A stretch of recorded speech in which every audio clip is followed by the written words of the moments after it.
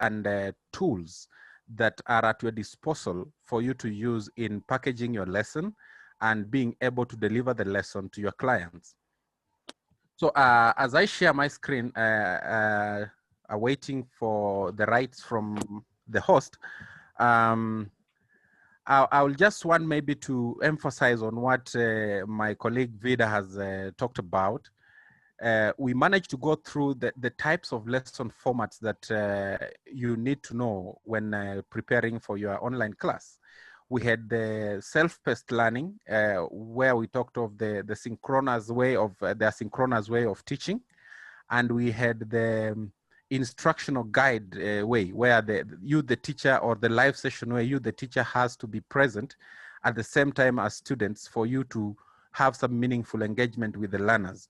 Whichever method that you prefer to use, it is good that you be aware of the techniques and the simple tools that we can use to ensure that lessons run very well and that you are comfortable with the technology that you are going to be using.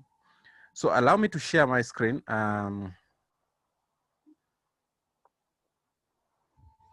So from where we are, probably just before I do that, let me disable the annotations and then expand this to a much bigger. Okay, so this pillar on content development today, we have said that you need to review your lesson plan with respective supporting skills, and that under each lesson plan that you have designed to teach with it, you need to create an interactive content that your learners will be glued on. Remember, these are lessons that you are not physically in contact with the learners, so monitoring might become a challenge. So in this case, your content that you're going to present to the learners must be very appealing, so that to have it delivered within the concentration span of your clients. So it will always be good for you to maybe introduce the students to the concept, and then you also allow the students to work on skills by themselves. Let them have a touch of the lesson. Let it not be from you, the teacher, to them. Let it be an interactive session where they can collaborate still virtually. They can do things together. They can participate in by contributing to projects and all that. And then also remember to have a summative, a form of assessment that will gauge the learning, or that will be a measure of learning that has taken place within your virtual classroom. So a case scenario, probably maybe you are a physics teacher, or you're a science teacher, or you're a languages teacher. You want to introduce a concept on the given area of expertise that you want to engage the learners with. So how do you introduce the concept? How do you ensure that you have engaged the learner? Well, multimedia content, or content that is interactive, things like videos, things like sound, things like images, things like simulations are very, very, very important for you to use alongside your instructional way or your pedagogy way of delivering the lesson, to enable the learner to have an insight into different approaches as they do their learning. So how do you get this content? How do you get these videos? How do you get these sound clips? Where do you get the simulations? That is what I want to take you through. And therefore, for this lesson, I'll be taking you through resources that you can use to curate or to make your interactive content to ensure that your lesson is a success. So I'll take you through four main resources that are free of charge, that you'll be able to access from the different platforms on the internet, and you can use that to blend in your teaching to make it more interactive. The first resource we'll be looking at is open education resources, what we refer commonly to as OERs. We shall also look at how you can blend your lesson using, for example, digital storytelling or photo stories. And then we shall also look at things like concept maps, or how do you use mind maps in designing your lesson for your learners to be able to follow in through. And then finally, I'll take you through a packaging of the lesson. Remember, we still go back to our formats of teaching when it comes to online teaching. Have you decided to go the instructional way as the live version, the live session way, like what I'm doing right now? Or you have decided to curate content that is going to enable self-learning? This is just a self-paced learning without the teacher being there in the actual classroom with the learners. So I'll take you through another software we refer to as the EXC software. This is a free software that is very good in making content and being able to upload them in form of web pages so that you can save such content and use it later. You can also distribute the same content to different machines. You can save your lesson in a flash disk or a memory stick. And this is what we are looking as digital teachers and how we can be able to curate such content. So into the first resource that is at our disposal, what we call the open education resources. The term OER, or Open Education Resources, was first coined at the UNESCO's 2002 Forum on Open Courseware to refer to openly licensed texts, media, and other digital assets that are useful for teaching, learning, and assessing, as well as for research purposes. OERs reside in the public domain or are released under what we call an open license, or what we call a general public license, that permits no cost to access, use, adapt, and redistribute the content. And it has no limited restriction on it. Once you get such content, you are free to use. And like when we talked about last time when we were talking about copyright, when before you share content, you should be able to know the copyrights involved. So for open education resources, they do not have copyright issues as long as you are working within the framework that are designed for them to be used. So users of OERs are allowed to engage in any of the 5 activities, or the 5 R's activities, that are permitted by the use of an open license. The first activity that you can do to an open education resource when you get it, you can retain the right to make or own and control copies of the content. For example, you can download, you can duplicate, you can store, and you can also manage without any restrictions. You can reuse such contents from online. For example, the right to use the content in a wide range of ways. This is in class, in a study group, or even on your own website, or even in a video. You will not have legal issues on litigation of copyright and all that. You can also revise this open education resource, meaning you have the right to adapt, adjust, or modify it, and or alter the content itself. For example, you could translate the content into another language for your own use.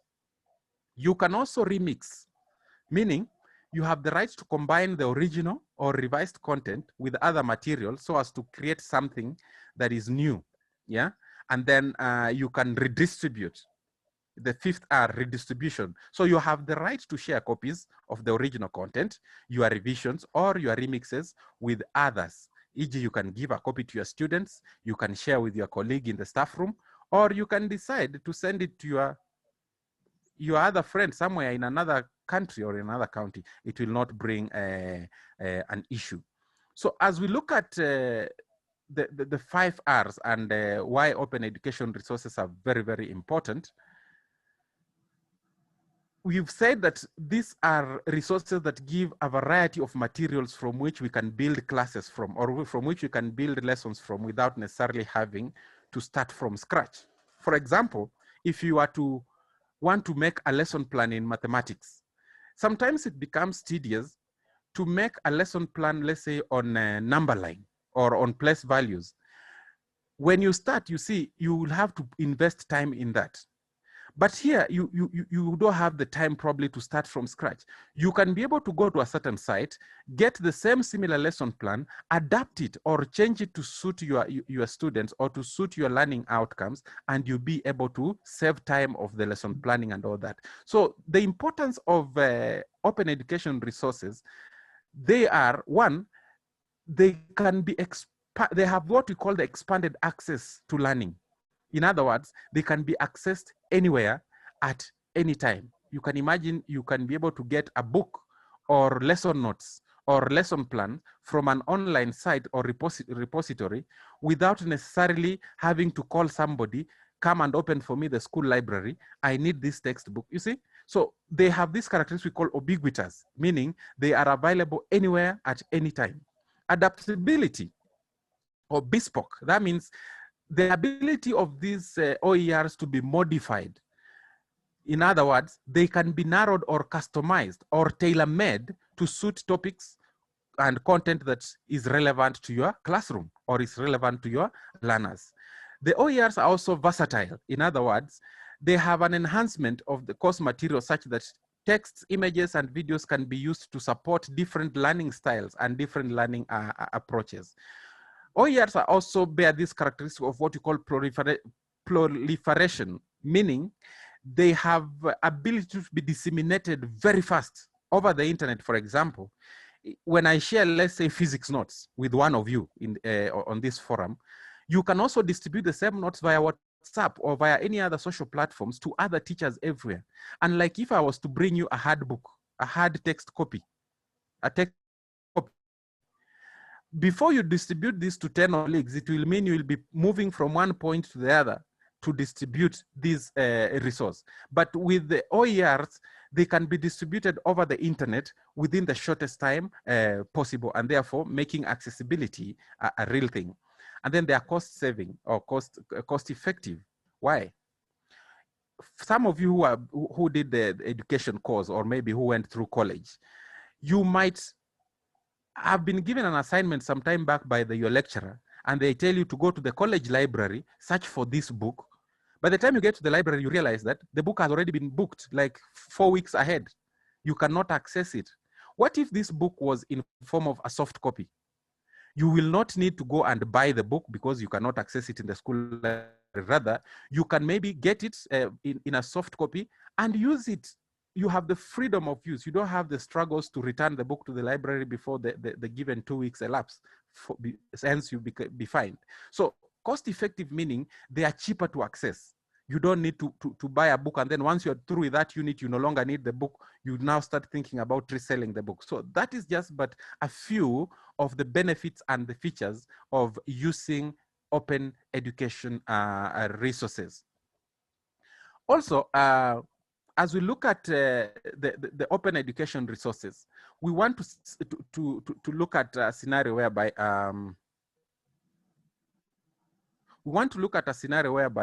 we have different sites that give us access to these resources. What are some of these sites that we can access these open education resources from? We have free online education resource sites that I want us to open this link so that we can I'll just take you through roughly for those who are interested in getting resources for free that you can use to develop your content. So as we open up this Word document, remember I've said, for those who are joining us right now, the first resource we need to develop a good interactive lesson online is having access to open educational resources. These are resources that are free to use and do not have any legal issues binding them. So you can share, you can modify, you can redistribute, whatever you want to do with them, it's up to you. So, so these sites give us a well cut out areas where we can get our resources from different subjects that you teach. So we have a site we call Test India. We have their website there. It mainly deals with language and literacy, and it also have English, mathematics, and science. They have resources for English, literature, mathematics, and science. It targets teachers, educators, and school leaders. So this site is able to give programs that are designed to support teachers and educators, and so that you can have approaches that are more participatory in learning or designing your lesson. You'll find about 125 units of work that is linked to school curriculum. You could also get resources on, you could also get resources that like videos, units, and all that for your use. So at the end of the day, such a site is very, very important. Then there's still TESA. TESA is not the same as TES. We have TES India and we have TESA. still providing resources in mathematics, science, social studies, life skills, and targeting teachers and all that. Remember, these are resources that you can all access for free. We have other resources, Wings to Fly, our homegrown here, that is really coming out very well. Wings to Fly by Equity Foundation and MasterCard, they provide resources in all the subjects. All these subjects that you'll want to get, let me just remove this sidebar, it's messing up. Yeah, so Wings to Fly is a portal that provides resources for all the subjects, mainly for Kenya secondary schools and even primary, targeting teachers and their own students who can still access these materials. We have video tutorials, we have interactive digital science practicals, revision textbooks, encyclopedias, as well as past KCSE exams. All this gives you a repository of very rich content that you can get it and adapt it to your lesson. We have other sites like African Virtual University and so many others. So these are resources that I'll be able to share with you through the email so that you take time to go through it and get acclimatized on where do I get my resources if I want to make a very good lesson that I can use to teach or to promote the 21st century skills in my learners. All this, maybe I could mention something about mindset.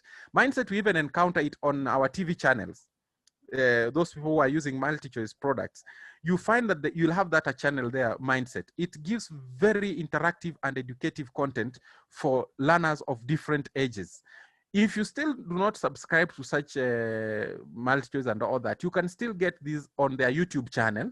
The URL is given there, and it has quite a number of subjects that each and every one of you should be able to get at least something that you can use in your classroom. To more specific subject-oriented websites that give you resources. For science websites, you will get quite a number of other OER sites here. We have the BBC Education, we have the Discovery Education, we have the Orbit, we have the Campus for Math and Science, and probably what I like most about these subject-specific sites for OERs, you don't need to go into a cloud and try to search content on mathematics mixed up with social studies, mixed up with physics and all that. For subject-specific OERs, you can go directly to the site, get your concept maybe in science, physics, or whatever you want to do, and there you are. You'll be able to access this. Probably I could show you something on what I use mostly, for example, in a site that we call the FET Education, or what we call the Physics Education Technology project. This is a site that gives me a lot of access to different abstract videos. I hope my screen is able to be visible to you guys there. So I can get any a simulation is simply a smaller version or a model that mimics the real world system. For example, if I'm teaching radioactivity in physics, or I'm teaching the nuclear reactor in chemistry, nuclear fission and all that, Kenya does not have a nuclear reactor where I can take my students for an excursion. I can simply come here and look for that content that has been simulated for me. And then I bring the nuclear reactor from Japan or the nuclear reactor from Ukraine into my classroom in Kiambu without necessarily spending a single coin, apart from maybe the data, to go and look at how a nuclear reactor works. So these are just but a few simulations of what open education resources can do. For example, maybe just to click on one, refraction, bending of light. If I click on this one, I want you to see what happens. I do not have this apparatus to teach this science concept on refraction of light or bending of light, but I can play it here for my students in my lesson to be able to get to know how refraction takes place. How does light bend from one medium to another? There, we have it. So bending of light, yeah. They can be able to see that, a brief introduction there. We have a torch or a source of light. So I'll click on wave. Then we have one material, which is air. I can select which material I want to be, glass, water, or that, but I'll take air. Then I take water. So when I project this light, you see how refraction takes place? You tell students, this incident ray undergoes bending at the interface of air and water. Did I have to go to a physics lab to teach this? This is the power of open educational resources, ladies and gentlemen. We need to purpose to know that open education resources are real for us. We can also, moving away from the open education resources that are, let me say, a bit foreign to us, we have our very own homegrown open education resources that have been made by you and me, educators who are here. Some are here, some may not be here. Such a site like Global eSchools and Community Initiative, JESI, that has been running a pilot program in the country since 2017, has come up with a very rich repository, content that has been created by our own very own Kenyan teachers who understand the curriculum dynamics, and they were able to narrow down on what we call, or what we perceive as, hard to teach concepts in all the subjects, or hard to learn content in all the subjects, because they had to they had to do a survey from learners and from teachers to find out which concepts are challenging for teachers and learners. So I want to give an example. For example, a student repository. When a student goes to that site, they'll get these subjects mainly in STEAM. Yeah, we have English included in that word, STEM. Yeah, so a student, for example, picking a subject like physics. Yeah, when he goes, and it's free. Yeah, you only pay for your data to access the resources. So a student selecting a subject like, let's say, physics, it will open for them. Unfortunately, this content that has been piloted, first of all, for the secondary schools.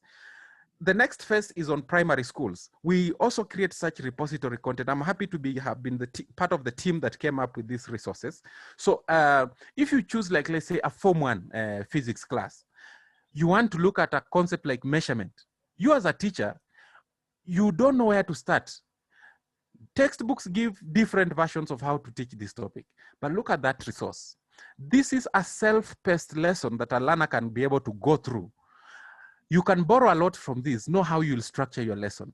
This is self-paced, and it's offline. It is not online, by the way. You can have this in an offline version. You don't need the internet. Once you save your lessons on a flash disk, you can distribute in the computer lab, and the learners can be able to go through the lessons at their own free time. My friend George is the one who came up with this lesson. Very good. So you can see how best I'll be able to take you through later how this lesson looks like when I'll be talking about the EXE software. We still have Snaplify. Snaplify is a homegrown site that gives you access to millions and millions of ebooks. There are some that you'll have to pay a small fee, but some they have partnered with local publishers. You can get all your ebooks on this platform called Snaplify. They have a range of wide area of books, storybooks and all that. And your students can also sign up for free, and they get access to storybooks, all those set books you guys tell people to go and buy. You'll get them for free on this site. Those are such sites that I'll also be able to share with you so that you can be able to navigate through that. Those are open education resources and what you can do with them.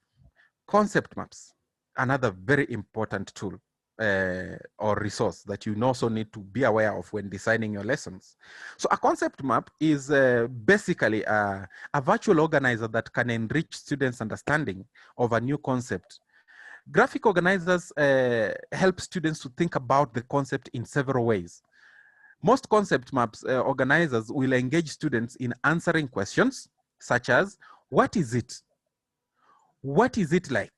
What are some of the examples? If you can look at the slide on my right on your screen, you'll be able to see that that's a very simple map that can be used to teach characteristics of plants without you necessarily having to write up the notes and dictate to the learners and make serious PowerPoint slides to teach learners on plants and their characteristics. So looking at that, a plant has roots. Roots find water. A plant also has leaves. Leaves need water. Leaves are green. With such a map or with such an image, you can teach a lot without necessarily having to struggle with the PDFs and the Word documents on writing notes or about plants and all that. Yeah. So concept maps can also be used, let's say in English, maybe in planning a story or even an essay of a few hundred words. Yeah. The elements of a concept map will always link ideas that are related and should be dealt with in a particular way. Concept maps are used to organize ideas into coherent structures so that a plan can be devised from it. So somebody is asking, how do I come up with such a resource? Do I need a software? There are some that you need a software, but you don't need a software to come up with a concept map. You can do even a concept map on your paper, on a manila paper.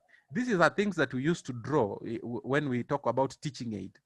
It's a requirement for you to go to class with teaching aids, but technology has made it much easier for you. You don't need to be carrying sets of manila papers to go and draw, let's say, the digestive system of a cow, or maybe to be able to explain to students how food is swallowed and then digested in the human being. So with digital technology like Microsoft Word, what we are most used to, we can be able to design concept maps and come up with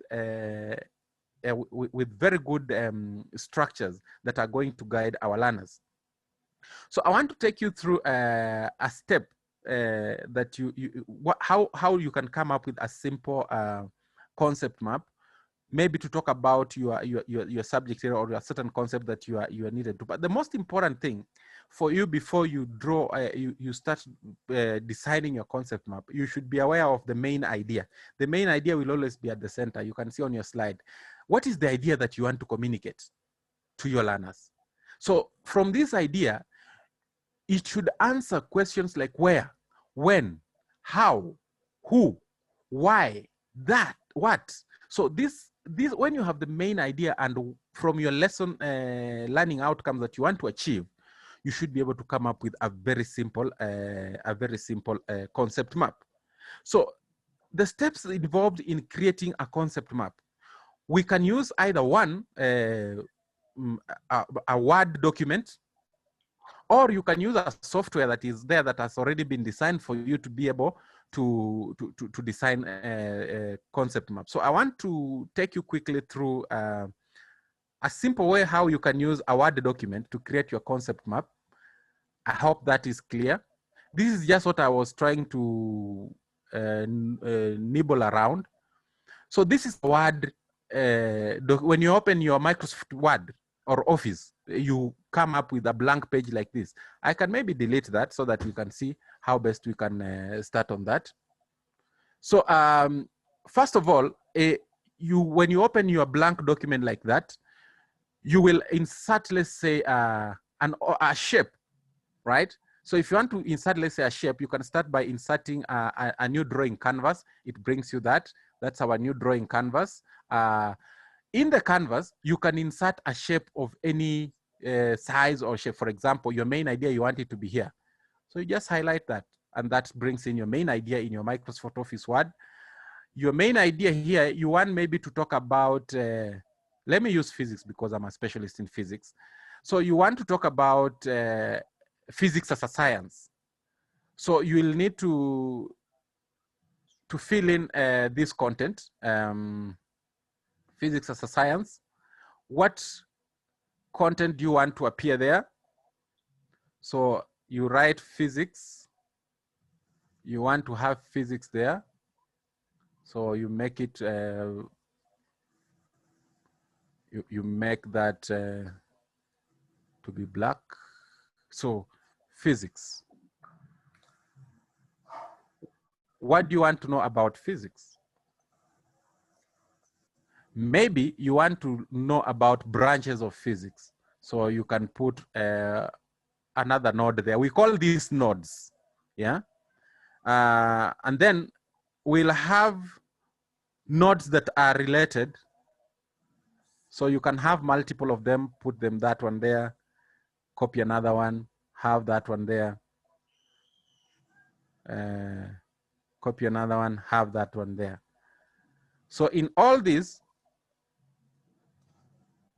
maybe you want to fill up, they have a different color. Let's talk of green. Your main idea node, you can give it a different color. You just go to fill, shape fill, and give it, let's say, blue. Or let's say that. So how do you link these nodes? You can link the nodes using arrows or lines, whichever you prefer. If you pick on that, this one goes there. You can repeat that. This one goes there.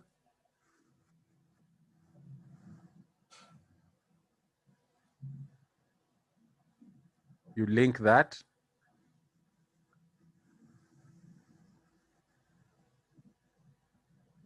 You can link them that way.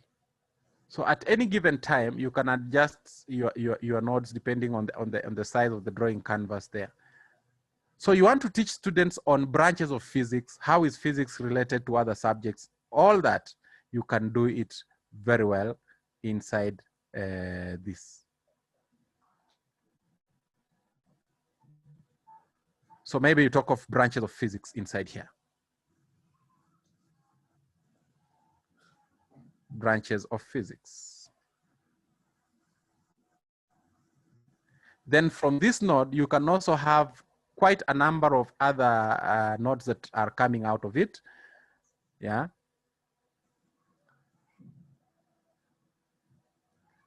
So basically, you can be able to create a concept map to try and teach a wide coverage of content within a very short time without you necessarily bothering people with the notes. Have you seen my notes? I misplaced my notes in hard copy. Yeah? We use notes until they turn brown.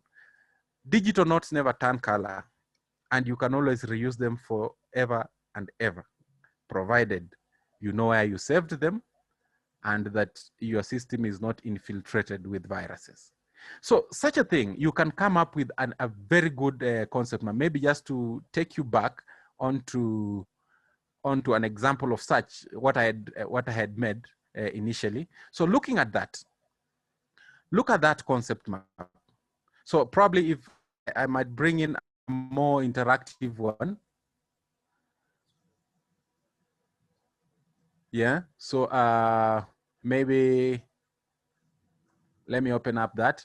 This is what you can come up with when you are trying to teach. For those teachers who are physics teachers in the house, you will agree with me that teaching this topic on introduction to physics can take you about 5-6 lessons.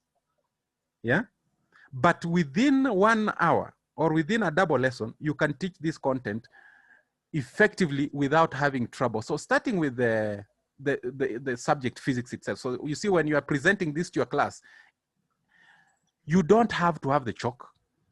You are simply have your computer there, or if your school is endowed, you can have a projector.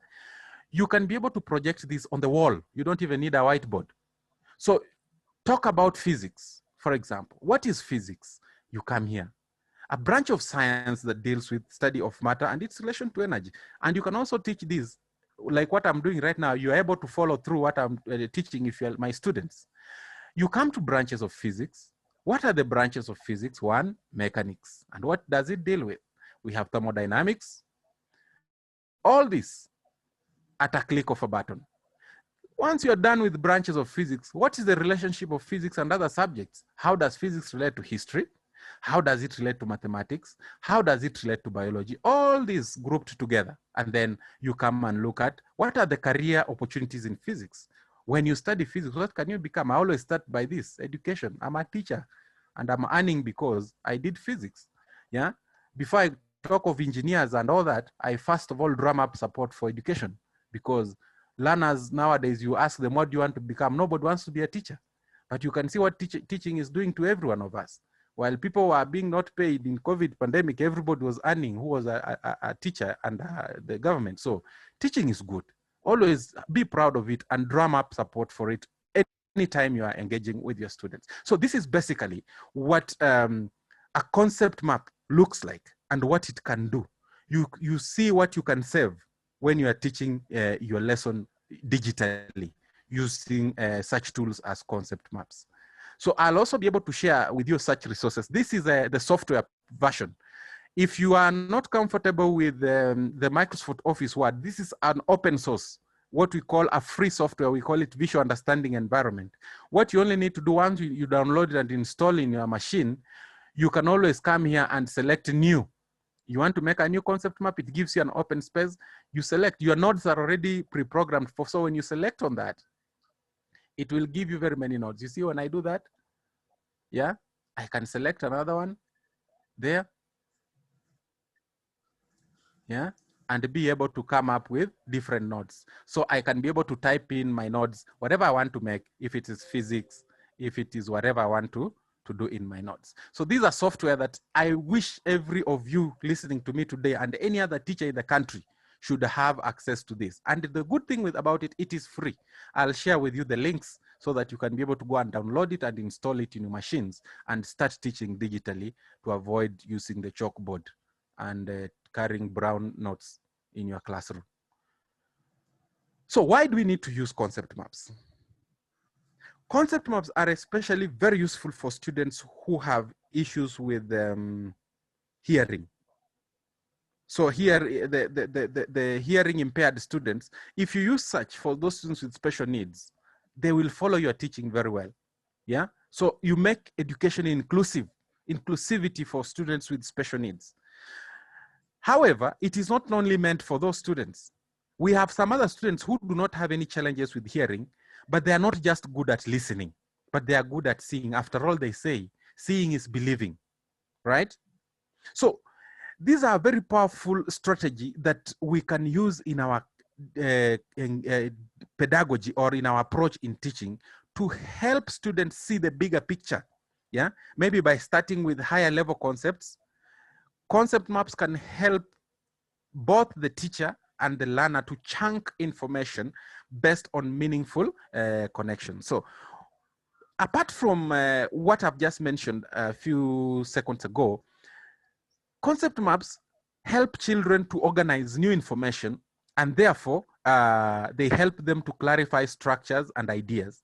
They can also help students to make meaningful connections between the main idea and other information. They are very easy to construct. You can agree with me. I didn't have to smell the smell of the felt pen to draw a flowchart diagram of the contact process, or to draw the flowchart diagram of any other diagram, the brake system, hydraulic brake system. I only need my computer and my mouse, and I'm able to construct very neat and elaborate diagrams that otherwise would have taken me 3 hours to draw, and the rubbing and all that. Concept maps also help in memory recall. Remember in the cognitive skills taxonomy we tackled last week, we said that when designing our lessons, we should always align our lessons to the 6 levels of the Bloom's taxonomy. Yeah, they help students see relationships between ideas, concepts, or authors. They also help in developing higher level thinking skills. For example, create, analyze. When you give students an assignment to go and create a concept map about a certain concept, a certain subject area, you are invoking creativity, analysis, and evaluation in these learners, hence developing their higher order thinking skills. Synthesis also is a very good skill that students will learn from this, because they'll have to analyze situations and be able to come up with such kind of resources. So as you plan your lesson and to deliver it online, think about such resources as concept maps.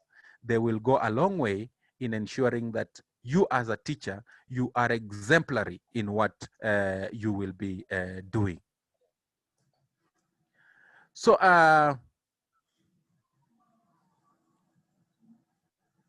having looked at concept maps, so somebody might be wondering, when do we use concept maps? Yes, I've designed my concept map. How can I incorporate a concept map in my class? Remember, first of all, before you introduce the idea of concept maps and doing it, you will need to clearly take the students through the idea of creating a concept. Remember, I said, if you do not have access to infrastructure such as computers and or laptops, you can still design your concept maps on board. You can draw a concept map, an idea on the board, and let students populate it just to try and bring them, we call it onboarding, to know what concept mapping is all about.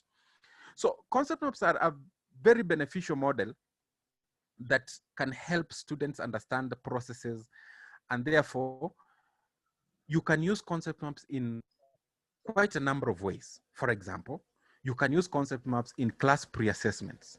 Yeah, maybe prior to a discussion of a certain topic, you can ask students to create a concept map. Then as you discuss the information, they can add to or modify their map to reflect their understanding about the topic.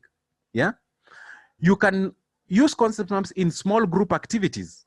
For example, you can give your students a problem or a case study or a question about a key concept. Divide them into small groups, let's say 4 to 5 students.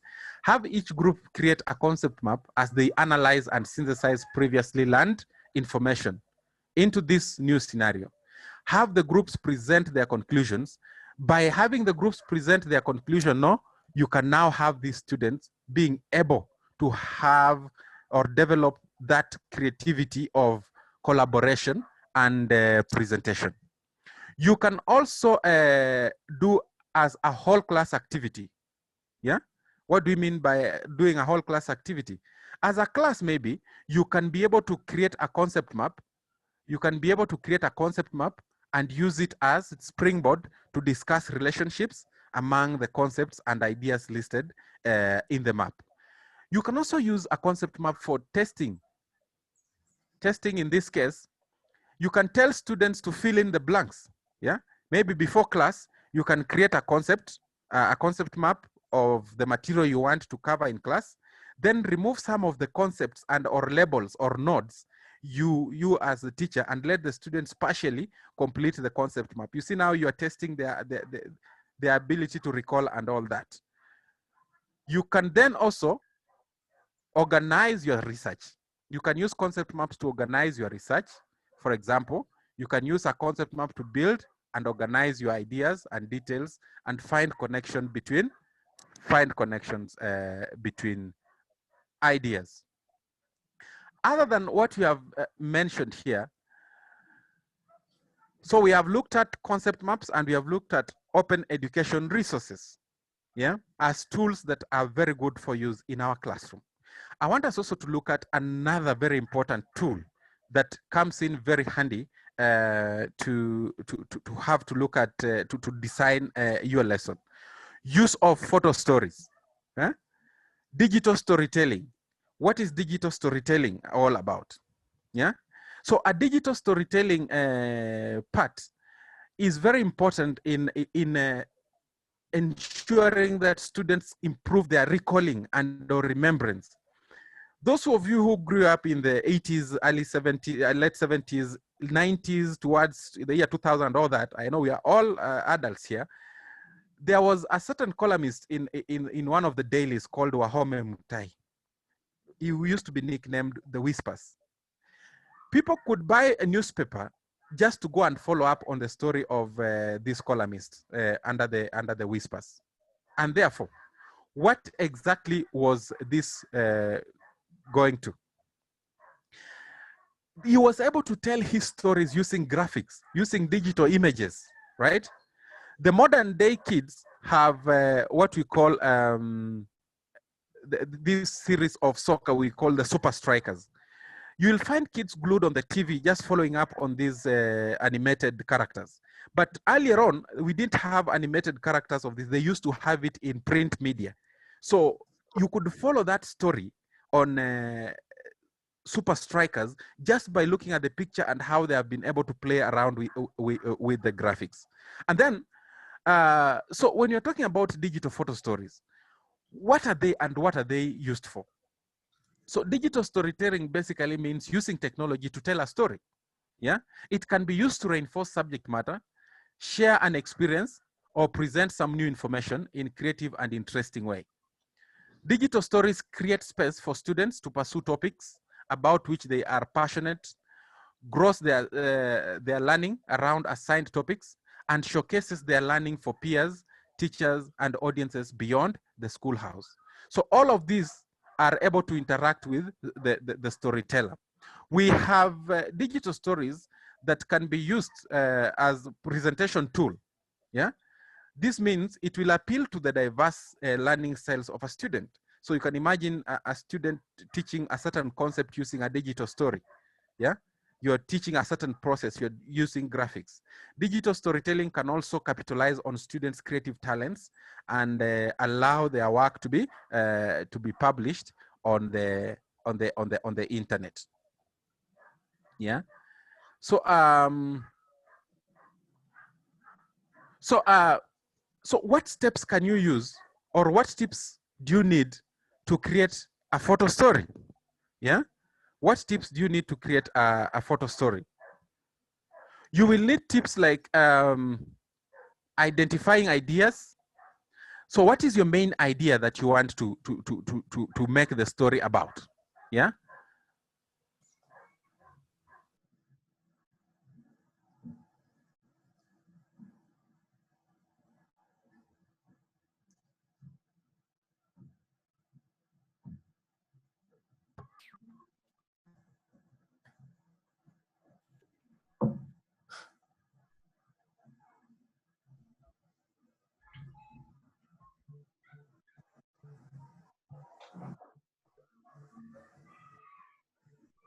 Hi, Teacher Maxwell.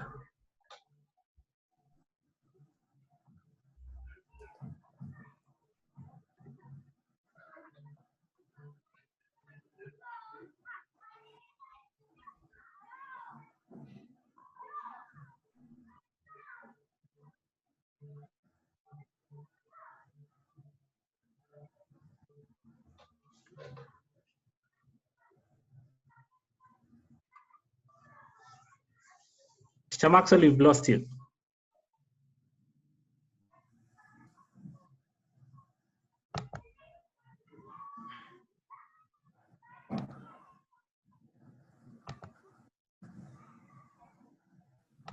Hello, Kiko. Hi. Now we can hear you, Teacher Maxwell. I think you muted me. Sorry for that. Yeah. It's okay. It's okay. So I'll retake that again. So what tips do you need when creating a photo story? Yeah. So the following steps will guide you in coming up with a very good photo story. We have the first tip: you should be able to identify your main idea along which you want to develop your photo story about. So what is the main idea that you want your story to tell? Yeah. Then you will need to design a plan or a scenario so that you are now planning the what, the how, the when, the where, the who, and the why factors in your digital story. You'll also need to go ahead and plan on how to collect the data. In this case, for you to create a photo story, you need images. Yeah, you need narrative voice. For example, if you want to voice your slides, you can create a very good digital story using PowerPoint slides. You need to narrate. You need to find a good narrator or yourself to make up that. You might also need maybe some background music for you to make a good, appealing digital photo story. You can also develop the digital story. Now, developing the digital story, I'll be able to take you through that quickly, how you can come up with a good digital story. Then you share, and then once you've done your digital story, you can then be able to share that. So what can we use to create a digital story? Most of the questions people fear about technology: am I empowered, or do I have the tools required for me to create that technological concept that I want to?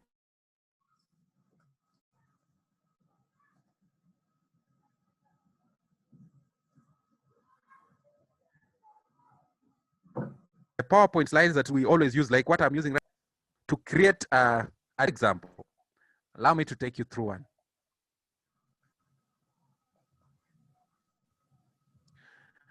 I bet we can all be able to see my screen. Can you see my screen? Yes, you can see your screen, Teacher Maxwell. Very good. So this is a PowerPoint software that comes with any Office software that you install in your machine. So how can you use such to create a digital story? So I'll open a blank slide like that. Then in my slide, I want to insert, let's say I want to teach about volcanic mountain, for example, in social studies. So I'll maybe want to insert an online picture there. So you can insert, you come to the insert tab, pick a picture. If you have already downloaded the picture, well and good. So I can search for a picture, let's say volcanic mountain.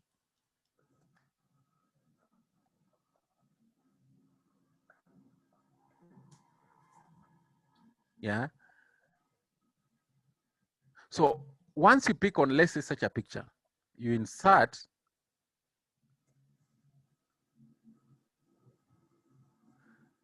My internet's a bit slow, so I know it will take some time.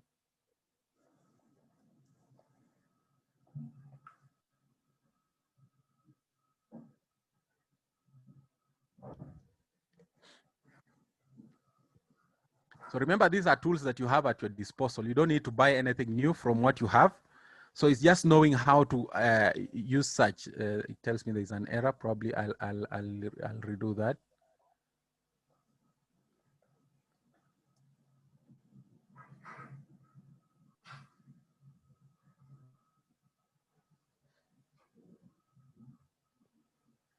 This is a slow process. Let's allow it to. So basically, what I'm saying is, you can use what you already have to come up with very exemplary lessons for your learners and for yourself. The main thing here is for you to understand what tools do I have at my disposal to come up with a good lesson. Yeah. So remember, I've said you need to identify the main idea that you want to talk about, the design a plan. Yeah. And then so the layout, I want to change this to just a blank PowerPoint. Then I want to insert, let's say, a picture there, depending on the main idea that you want. Yeah. Let me talk about maybe the sea. So maybe I want to bring in. I want to teach students about modes of transport. So sea transport is one of them. So I bring in this picture. I'll make sure I've enlarged it like that. This is just for illustration purposes. So I'll make sure I've filled up that. Then I'll also insert another picture. For instance, maybe I want now to bring in the ship. Yeah, so remember, I'm using Microsoft PowerPoint. So let's say I want to bring in that vessel. I will insert in that vessel, but now let me remove the background of that picture, second picture I've just added. So I have my vessel on the sea. So how do I want my vessel to behave on the sea to teach transport? So maybe I want to move it from the left side to the right side of your screen. So I'll add in an animation maybe. So add an animation, come to more motion paths.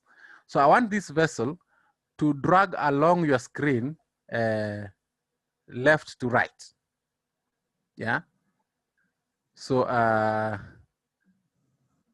I can click on any path that I would wish this vessel to follow. Or maybe I want it to zoom around. So I can, you see that? You can animate that. And as you animate that, you can maybe make the path a bit wider. And then previewing that. Yeah. So you're animating simply using PowerPoint. You can even delay that so that as the vessel continues to move around the sea, you are narrating. You can add a voice. Yeah. So if you slow it a little bit, you can see my vessel moving. And I can be able to add a voice narrating, this is a cargo ship. It is able to ferry goods from one continent to the other.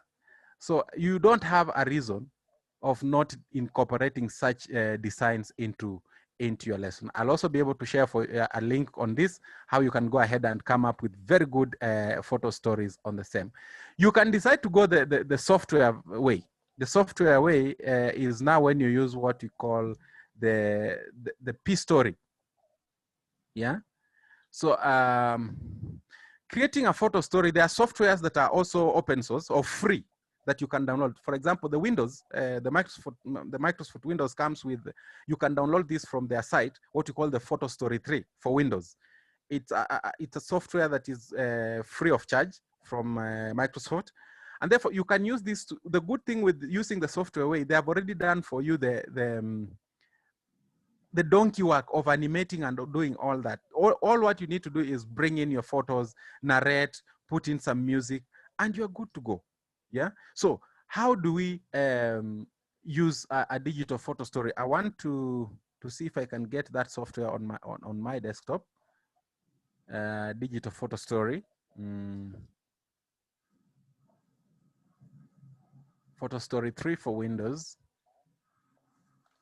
Very good. So I can open that, or maybe I can take you through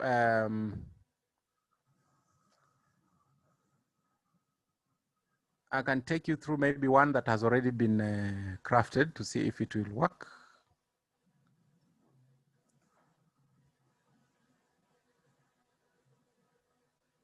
So that is how the software looks when you open it. You can be able to add, you can import pictures to add on this. So these are all pictures. This is just what I was trying to play around with as a transformational teacher, creating a photo story that I can be able to tell people about myself.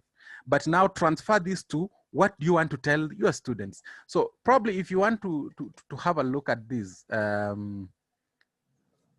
I'll be able to preview this for you so that you can be able to see. You can add as many photos as possible. You can add a voice. You can record a voice as you record the voice as the photos will be playing on your screen. Once you're done, then you can preview. Let's preview this.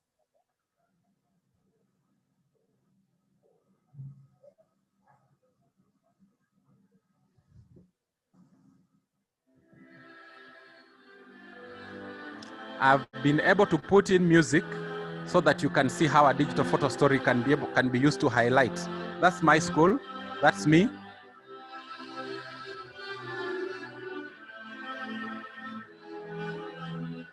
Teaching about shadows.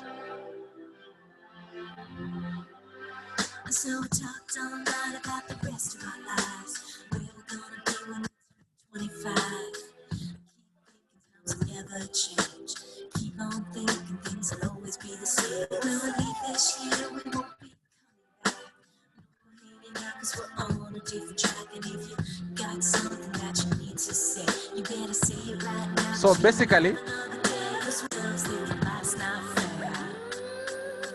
And this is how it feels. As we go.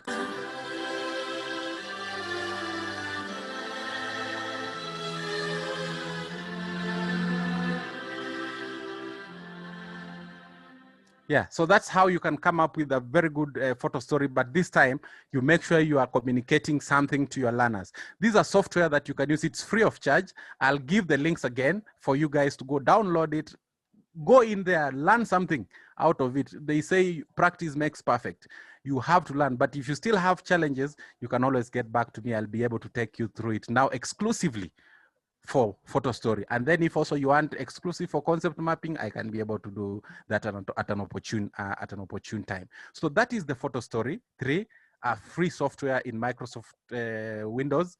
You can get it for free. You don't need to pay anybody. You don't need to go to those cybers and they charge you 1,000 shillings for open source software to use in your classroom.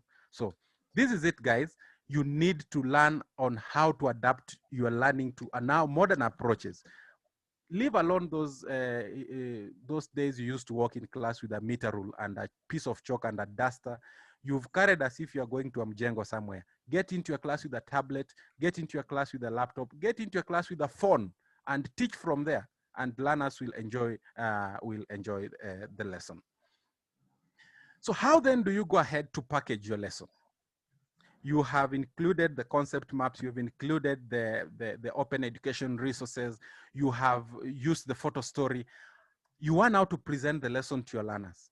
The most common way is like what I'm doing right now. You can use presentation slides. Most commonly used presentation slides, you have the Google slides and you have the Microsoft PowerPoint slides. Because most of us are used to this, I will take some few minutes just to highlight on when using slides, what are the do's and the don'ts that you should do. Now, slides frequently will always serve as the foundation of your lesson plans and or your lectures. They can either complement or confuse the teacher. If you don't design your slides very well, you will reach somewhere in the middle of the lesson and then you get confused and no learning will take place. That happens when especially people who get PowerPoint slides from another presenter and try to use it in their class without knowing how they were designed or how to go through it, without having prior preview of the slides before using them in your classroom. So you need to take some time to think about the design and the structure of your slide presentation. It is very important. It will pay off at one point. Remember, your teaching style or maybe your classroom may dictate the way and the frequency with which you use slides, but always focus on simple slide designs. They always say less is usually more. So the following principles might guide you in designing great slides for your teaching. The slide use. How do you use your slides? Important to convey visual ideas, graphs, and tables. Slides that have more graphics are more appealing than slides have pure writing. Those people who transfer the entire textbook to a PowerPoint slide, it is very boring. You don't need to transfer the entire word-to-word document into the slide just to make your work easier. You don't want to carry a text. Be creative, be innovative, summarize your notes, right? Summarize your facts and all the readings that you are going to present onto your slides. And then it's always also good to have engaging questions in your slides to give students a breather to discuss about, to brainstorm about certain ideas or questions. Very important. When you look at such a slide on the screen, I've basically used 4 statements with the 2 graphics. The first statement, what is array? 3 words or 4 words, yeah? And definition of what array is. And I've given a graphic there to invoke that pictorial image of rays in the learner. Yeah. What is a beam? If you are to teach this concept without these graphics, the learners will start talking about beam balance and all that. But when you have a picture there, they can tell, I saw this yesterday during sunset or sunrise. You see, you are invoking that attention. You are invoking that wanting to know more from the learner. So with graphics well placed, you are good to go. Your slide design should also be very good. What do I mean by slide design? Slides always obey the 6x6 rule. What do I mean by 6x? Your slide should not have more than 6 bullets of statements. And it is in each bullet of the statement, it should not have more than 6 words. For example, my first bullet, what is light? 3 words. My second bullet, light travels in a straight line. 1, 2, 3, 4, 5, 6 maximum statements per slide. Also ensure that your slides words have large fonts that are visible to your clients. And then use images that support or illustrate ideas in your slides. Yes, they always say when you use graphics, they bring out the aesthetic value of your presentation. But don't just use graphics for purposes of aesthetic. Let them convey the message you're trying to teach the learners. For example, when I talk of light, I didn't just pick a bird and put there. I had to use something relevant to light, maybe a light bulb there. If I talk of light traveling in a straight line, I have to use that graphic showing an experiment on rectilinear propagation of light. I would have used something else there because I want my slides to be appealing. So match your slides graphics with the information or the message you want to convey. It's also important to ensure that there is flow. Yeah, flow in the sense that let your slides have a certain flow. Have the title slide, have the attention getter or the hook. Yeah, have the topic preview, have the content, the transition, conclusion, and maybe assessment. Let your slides follow just the way your lesson plan had been designed. And also for interactivity purposes, focus on the students. Yeah, we have a habit of, you make your slides very well, but you are not aware of what you put in. So you start reading your slide word to word. It is not good. Have a prior brainstorming, a prior preview of your slides. Know what each slide is talking about. And you'll be able to now channel all your energy, focusing on the student and not focusing on your PowerPoint presentation.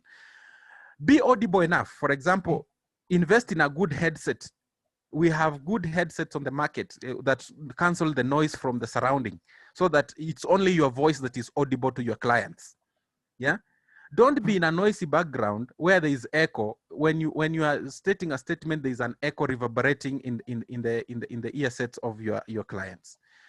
You can also, maybe in advance, if you'll be meeting the students face to face, you could provide handouts to support the presentation, not necessarily to replace your lesson, but handouts will help the students. For example, if a student misses a point, you can go back to refer to that handout, what you are talking about. And then always remember to be interactive. Ask questions about the slides and gauge the feedback. Finally, we look at the second mode you can use to present your lesson. The first mode of PowerPoint presentations and Google Slides is maybe when you are doing a live session. A live session meaning you are presenting the learners live, like what I'm doing right now. I'm using slides to present to you. Very, very, very, very effective. But you want to promote a self-paced lesson. You are not there as an instructor, but you want your learners maybe during that period to have learned to learn something. Maybe you get an engagement. Can you prepare a lesson and give it to the learner, what you call a synchronous lesson, a self-paced lesson? What can you use to make such a lesson? Remember, I've said, before even we look at the EXE that is on your slide, you can record you can make your PowerPoint slides, yes, and then you convert them into a video. You narrate them and convert them into a video and share with your learners, send it via email, put it in your lesson management system in your school, let the learners go through the video narration of your PowerPoint slides. That is a good way. The other way is you can use a software. You can use a software to package your lesson content. A very good example of a software I want us to explore today is what we call the EXE Learning. This is also a free software. You don't need to buy it, just download it. That is used to create educational content. It comes under what we call the general public license, or what I talked about, the open education resource license. It's open to the public and it can be used to create educational interactive web contents. It can generate interactive contents in form of XHTML or HTML5 formats for those people who are conversant with the web development languages. And it allows you to create easily navigable web pages, including texts, images, interactive activities, image galleries, or even multimedia clips. So all educational materials generated with EXE Learning can be exported in different digital formats. You can save them as a video, you can save them as a web page, you can save them in a folder, and they are portable, meaning you can transform them from one platform to the other. You can even upload them in your lesson management system in the school. For example, if your school is using like Moodle or maybe Google Classroom, you can upload your lesson there on EXE. So how does an EXE software looks like, and how can you use it to be able to generate your lesson? So an EXE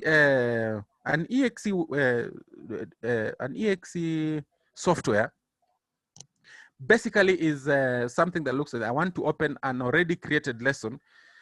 Again, these are lessons that were created by teachers here in Kenya, so they are more homegrown and not foreign.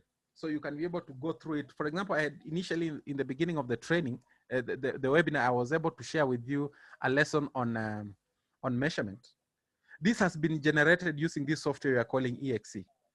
And you can access this lesson offline. You don't need the internet to access it. I can copy for you in a flash and you go use it. But for now, because we came in as a pool of teachers under the Global eSchools and Community Initiative to generate content, basically for high school first, then we'll do the primary section in phase 2. All the secondary teachers, you have all these open educational resources you can access for free on the Global eSchools and Community Initiatives website. I'll share with you the links so that you go and get those resources. Students too can access them for free. You will find you can adapt them to your own use. You can modify them when you wish to add a few things or to remove a few things. But look at such a lesson. Yeah. You can navigate. These are student navigating. I'm assuming I'm a student. I'm on the student side. So a student gets such a resource. He can be able to go to physics from one topic to measurements. Okay. What is there? I can go to the author of the content. This is my very good friend, George, who authored this in 2019, Introduction to Measurements. The student can even use these arrows to navigate back and forth. So look at how the layout of this lesson is. The teacher is not supposed to be there. These are lessons you designed. You had an engagement hooked up in a meeting, maybe departmental meeting, and your class is going unattended. Why don't you give them this? Take them to the computer lab or give them with a projector for them to navigate for themselves to go through the lesson on measurements. So you are communicating to them the objectives of the lesson. Look at how the objectives are stated. By the end of the lesson, first persona, you should be able to. It is not that the students should be able, passive, no, it's active. You should be able to, as a student, because the student interacting with the content, define SI unit of measurement, state basic and derived units of physics and all that. So the student can be able to navigate through such a content. Look at the multimedia I'm using, the open educational resource that is being used here. You're introducing the concept. You remember in the 4A plan, in the 4A lesson plan, where the first thing was assess prior knowledge of the students before you teach that concept. This is measurement. You want to know, do these students know what measurement is? So you give them such a video, right? Take a look at this video clip and consider what kind of measurement were conducted or considered during the race. Yeah, so this is Usain Bolt breaking the world record. What kind of measurement do you think was being indicated here? Was it distance, time, or what? So students will already start brainstorming, kumbe measurement ni kitu najua. This is something I've been interacting with every day. So this is how you package your lesson to ensure that your student get a hang on it. So you can now start giving some descriptions on that now after you've assessed their prior knowledge and all that. And at the end of the lesson, let me dash to lesson quiz. At the end of the lesson, you're also assessing whether learning has taken place. So what is SI unit of length? The good thing with such a software, you are not required to tell the prefect, I need those books on Friday at 10 a.m. in my office. Fail to bring your book and see fire. That's what teachers always tell students, yeah? This one, the student can assess whether he got it right or wrong in real time. So what is the SI unit of physics, of length rather? Meter. Let's say he chooses that. Which of the listed is a derived quantity? Let's say he chooses time, right? What is unit name of light intensity? Let's say he chooses candela.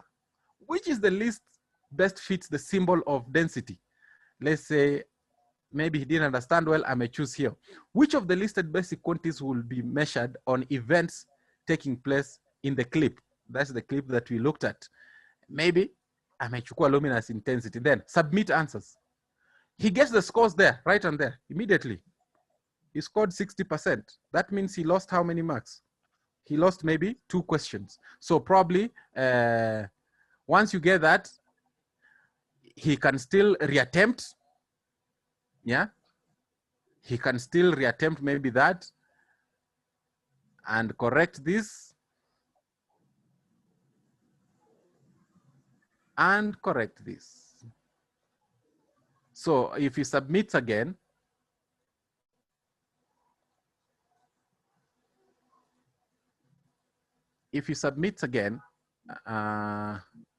maybe he'll be able to get a full mark.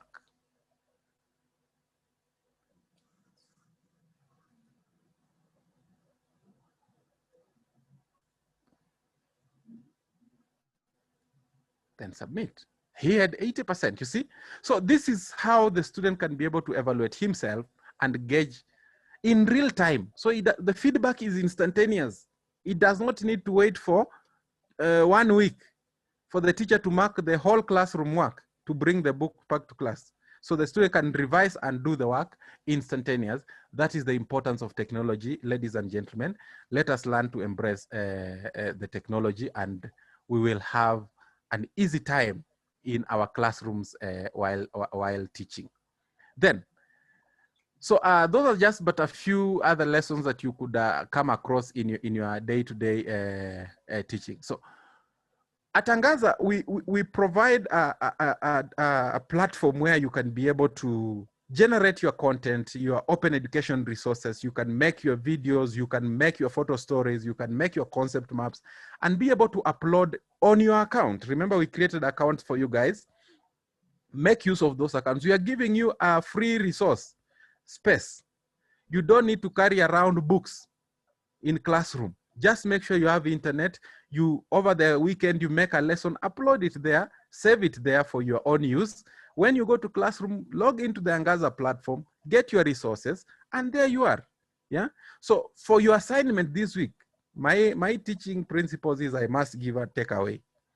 For your assignment this week, I've taken you through concept maps, I've taken through photo stories, I've taken you through open education resources. Just design a simple concept map. Just a simple concept map in your area of expertise, then you upload onto your account. As to how to upload that, Kiko will be able to take you through that shortly. But as a recap of this lesson today, what do we take away? Always use multimedia content to create an engaging learning environment for your learners.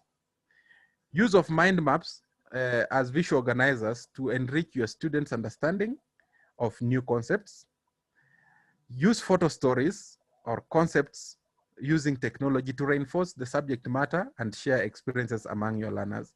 And then know how to package your lesson, whether you will go the PowerPoint way, you'll go the Google slide way, or you will go the software way to devise or to design lessons that are self-paced. All this is at your disposal for free. And you don't need to pay any tuition fee to understand this. Thank you very much, ladies and gentlemen. Over to you, Kiko. Maybe some useful links for you that you might find useful. Probably my host, my moderator will be able to post such links in the chat section. Or if you still need them to be shared, they'll be shared through via email so that you take time to just go through it and familiarize yourself with what you have to do. Over to you, Kiko. Thank you so much, Teacher Maxwell, for that. So quickly, I'll just walk you through how to upload the content that you've created. So I'll just quickly share my screen. And yeah, so if for example, you've not received your account, then please just let us know in the chat and we'll be able to share an account with you. So for the materials that Teacher Maxwell has taught you on how to prepare, so once you've prepared those materials, then into your account, you're able to, okay, let me just a minute.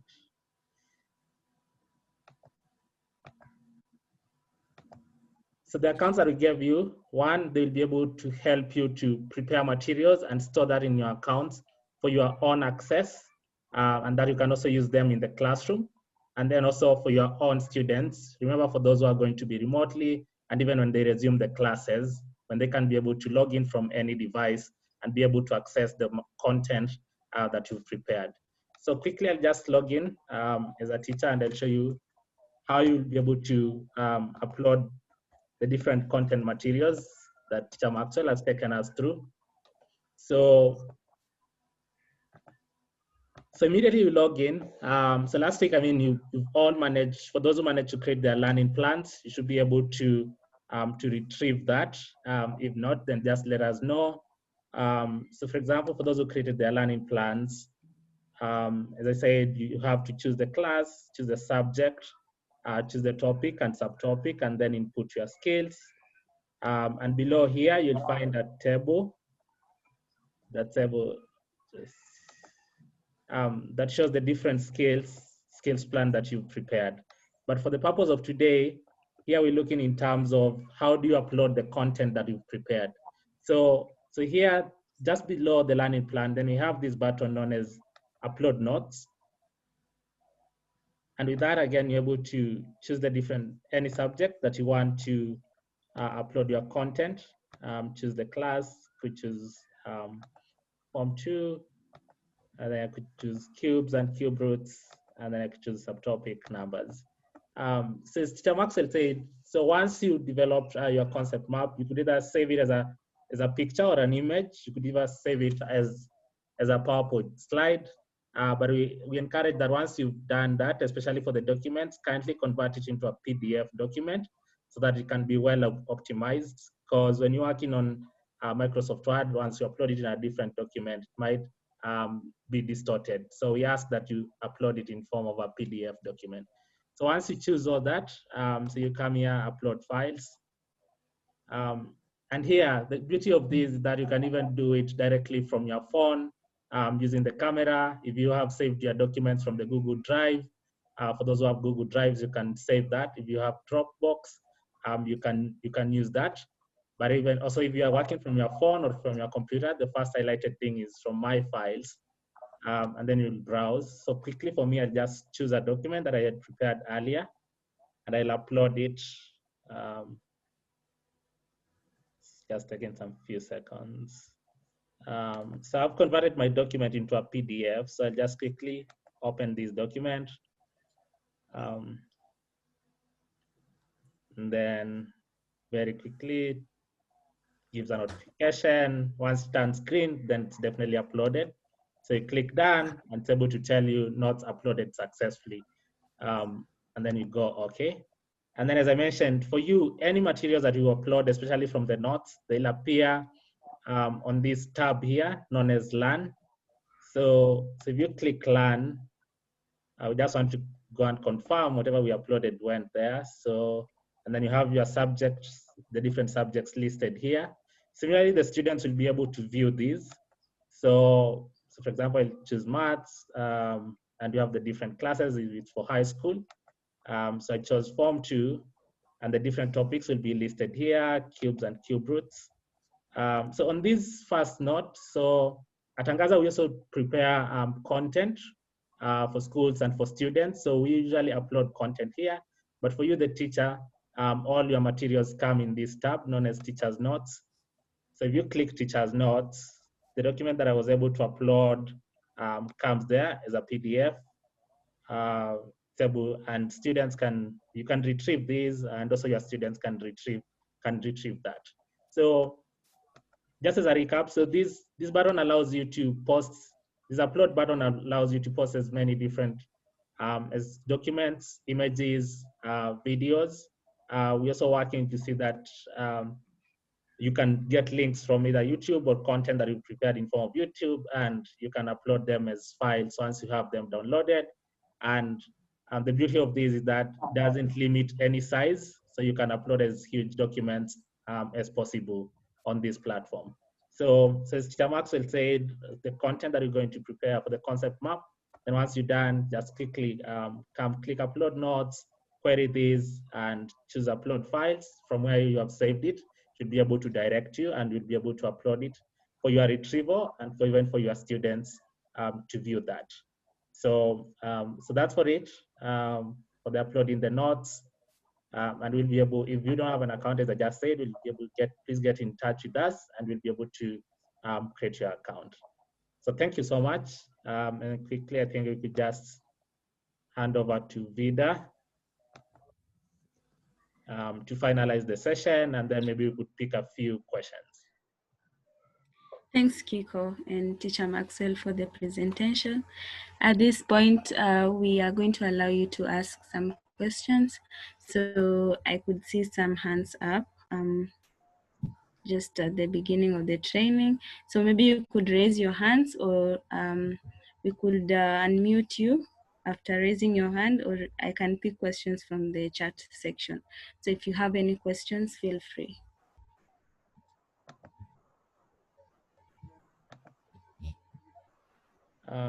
So I think,